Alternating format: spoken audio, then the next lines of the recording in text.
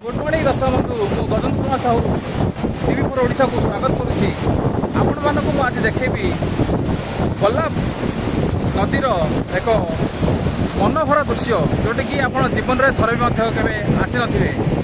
यही अंचल देखंतु ये होची कोल्लाब नदीर दृश्य आपण देखिले चकित होइजिबे। देखंतु बहुत सुंदर एरिया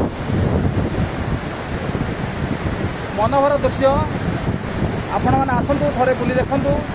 ये हूँ बर्तमान एठी मीनाक्षी विद्युत प्रकल्प विद्युत जल प्रकल्पर गोटे नुआ आमर विद्युत प्रकल्प चली मीनाक्षी विद्युत जल प्रकल्प द्वारा ये 25 मेगावाटर करेन्ट उत्पादन हम।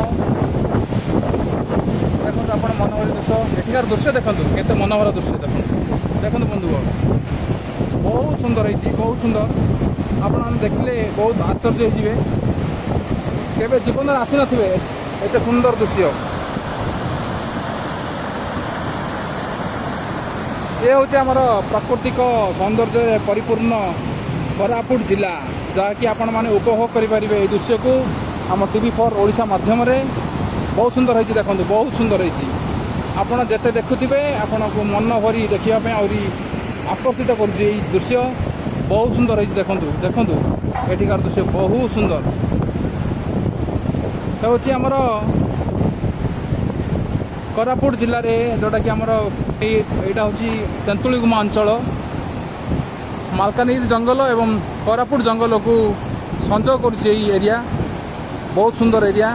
एठी मीनाक्षी विद्युत जल प्रकल्प द्वारा 25 मेगावाट करेन्ट उत्पादन करिवार क्षमता रही जोटा कि मीनाक्षी विद्युत जल प्रकल्प द्वारा आपको नुआरे निर्मित चली बर्तमान काम चली। देखो मनोहर दृश्य देखो बहुत सुंदर है देखिले आपण दर्शक बंधु आउ शेष में आमर ये टीवी को लाइक कमेंट एवं शेयर करेंगे ता सहित सब्सक्राइब करने भूलें। रही जय जगन्नाथ।